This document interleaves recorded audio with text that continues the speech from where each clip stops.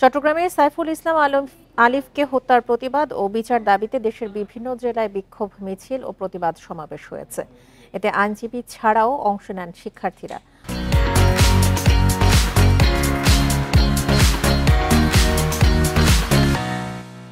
সকালে বরিশাল আদালত প্রাঙ্গণ থেকে মিছিল বের করে সন্ত্রাস বিরোধী সাধারণ আইনজীবীরা। মিছিলটি নগরের বিভিন্ন সড়ক ঘুরে আদালত প্রাঙ্গণে গিয়ে শেষ হয়। পরে প্রতিবাদ সমাবেশে আলিফ হত্যার বিচার ও ইসকন নিষিদ্ধের দাবি জানান তারা।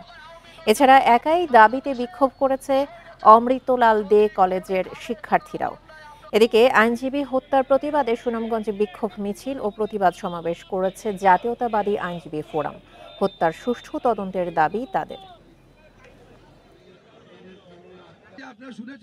কোনো আইনজীবীর রক্ত আমরা বিচার যেতে দেব না এবং সরকারের কাছে বিনয়ের সাথে অনুরোধ করব, এই আইনজীবী হত্যার সঠিক সুষ্ঠু বিচারের মাধ্যমে ন্যায় বিচার প্রতিষ্ঠা হোক। আমরা সারা বাংলাদেশের আইনজীবীরা এটা কোনোভাবে মেনে নিতে পারি না। অবিলম্বে এদেরকে বিরুদ্ধে আইনগত